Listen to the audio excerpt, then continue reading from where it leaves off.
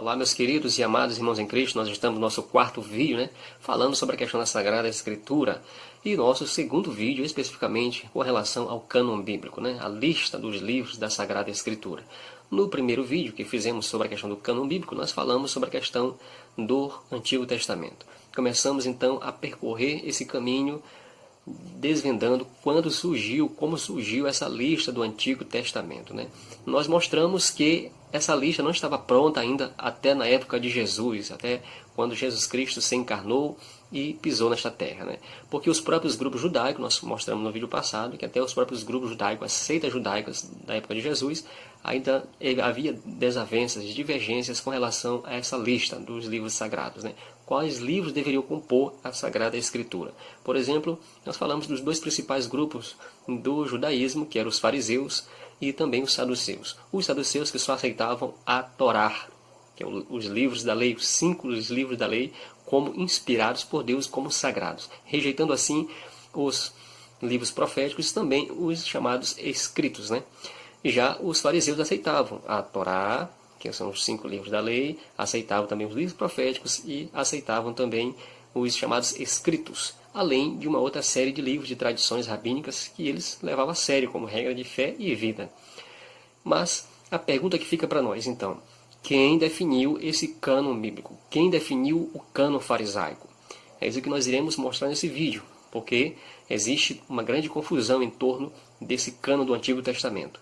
Existe um cânon farisaico, que foi fechado pelos judeus. Nós vamos mostrar hoje, neste vídeo, quem foram esses judeus que decidiram que fecharam essa lista, que decidiram quais livros deveriam compor a Bíblia hebraica, que, por sinal, os protestantes no século, em 1517, no século XVI, optaram por ela. E nós vamos falar também a questão do cânon do Antigo Testamento cristão, que foi, de fato, a igreja que decidiu por os livros cristãos. Ficando assim com 7 livros a mais do que a Bíblia hebraica e 7 livros a mais, claro, do que a Bíblia protestante. Que nós até citamos esses livros no vídeo passado. E vamos citar mais uma vez neste vídeo.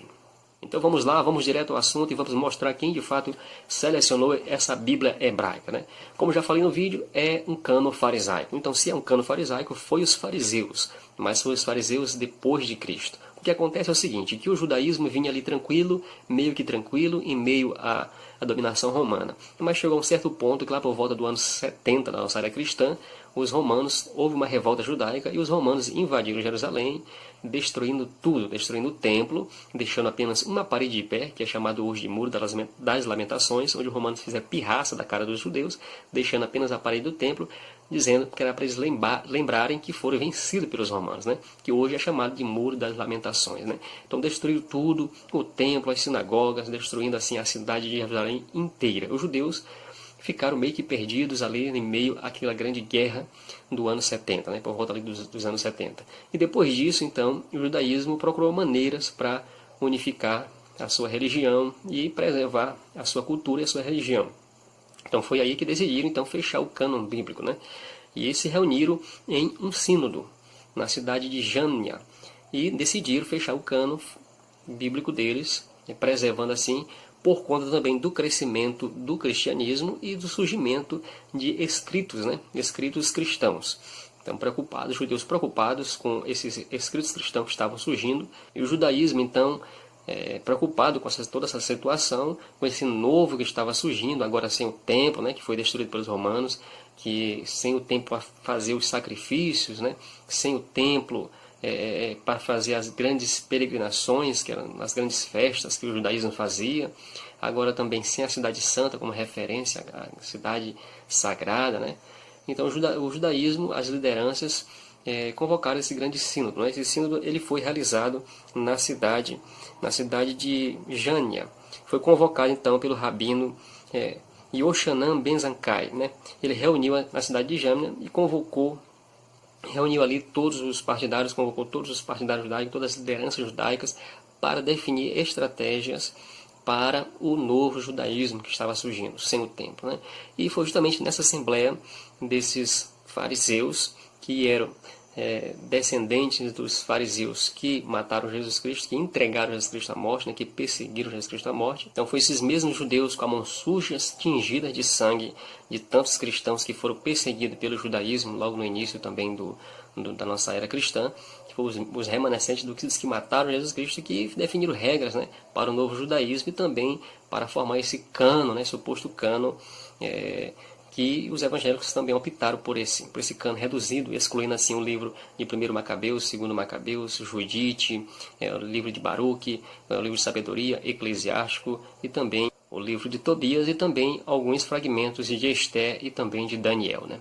Então foi esses judeus. E foi justamente esse sínodo farisaico, né, que excluiu esses 7 livros que tem a mais na Bíblia católica, na Bíblia cristã. E eu vou ler aqui para vocês o Talmud judaico, né, livro de tradições rabínica judaica, onde fala sobre essa questão do sínodo, né, que foi o imperador Vespasiano, né, que autorizou o Ben Zakai a realizar esse sínodo, né.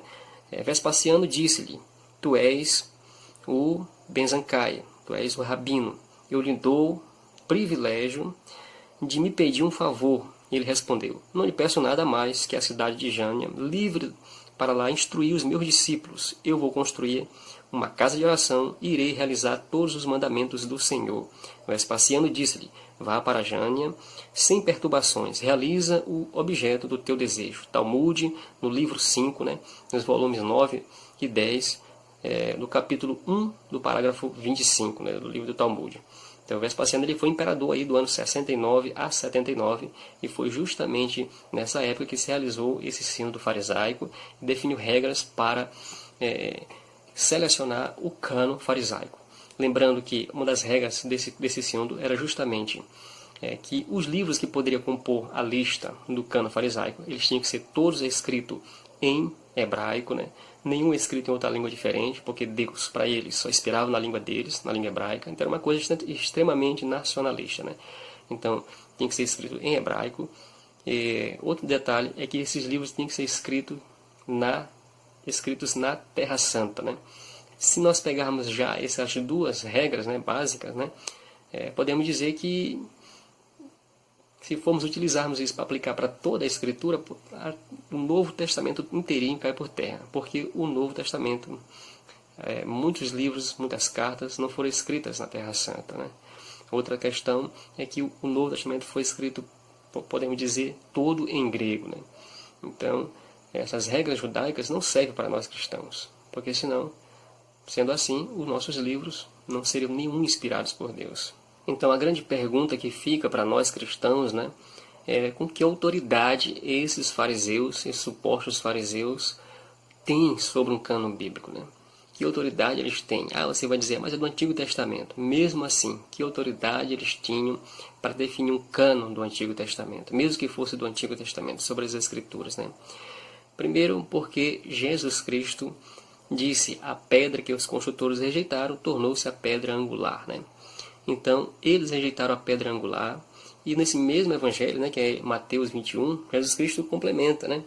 Por isso vos digo que o reino de Deus vos será tirado e confiado a um povo que fará produzir meus frutos, né?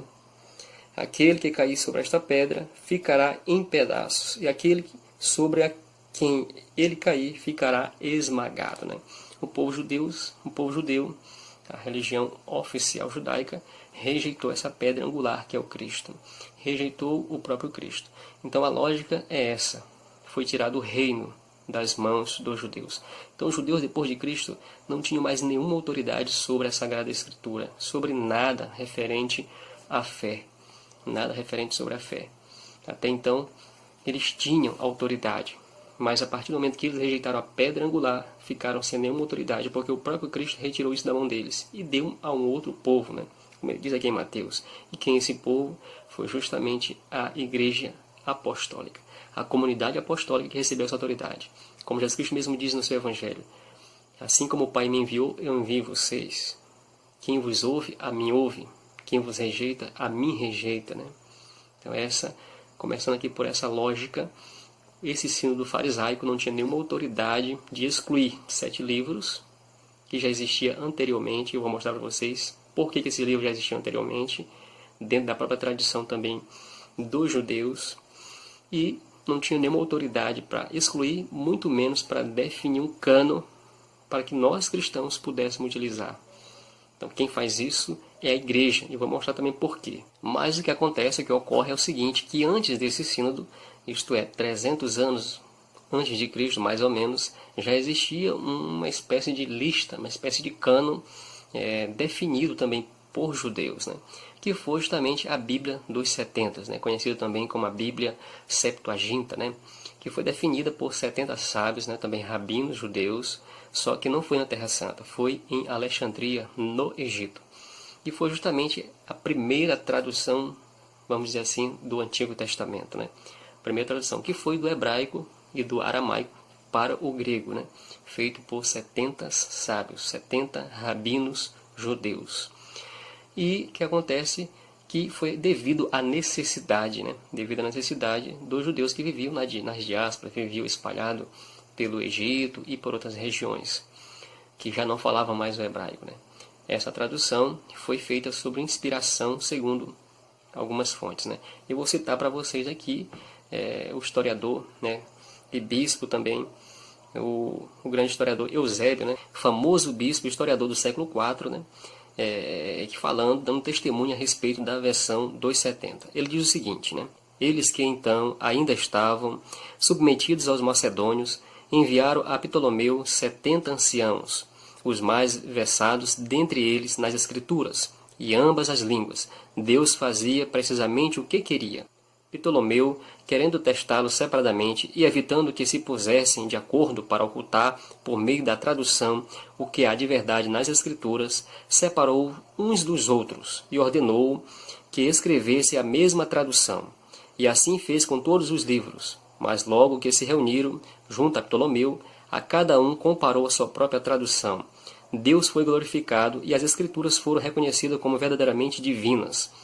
Todos haviam proclamado a mesma coisa, com as mesmas expressões e os mesmos nomes, desde o começo até o fim, de forma que até os pagãos ali presentes reconheceram que as Escrituras foram traduzidas sob inspiração de Deus. E não há o que estranhar que Deus fizeste isso, porque foi ele que, havendo sido destruídas as Escrituras no cativeiro do povo sobre Nabucodonosor, e tendo os judeus regressado ao seu país depois de 70 anos, logo nos tempos de Artaxerxes, né, rei dos persas, inspirou o sacerdote Esdra, da tribo de Levi, a refazer todas as palavras dos profetas que haviam precedido e restituir ao povo a legislação dada por meio de Moisés. No caso seria a Torá, o Pentateuco, né? Tudo isso diz Irineu, né? Eusébio de Cesareia citando Irineu. Quem foi Irineu? Irineu foi discípulo de Jesus Cristo, né? Dos primeiros séculos, né?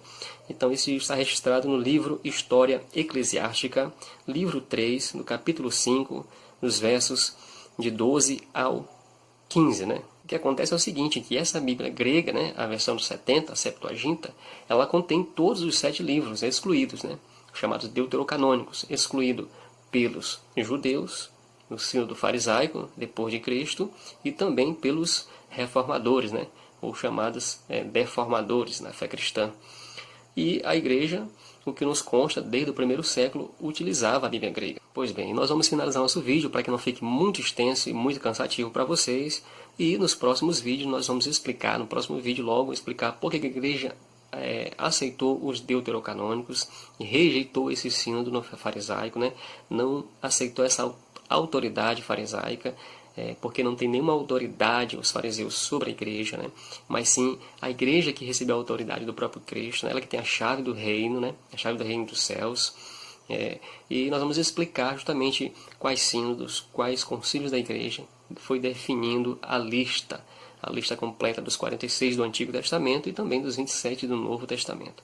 Então compartilhe, curta nossos vídeos e nos acompanhe sempre. Nós estamos aqui para tentar ajudar nessa formação cristã, né? Esclarecendo esses pontos às vezes divergentes do cristianismo e também do judaísmo, né? Até o nosso próximo vídeo, um grande abraço, fique na paz do nosso Senhor Jesus Cristo.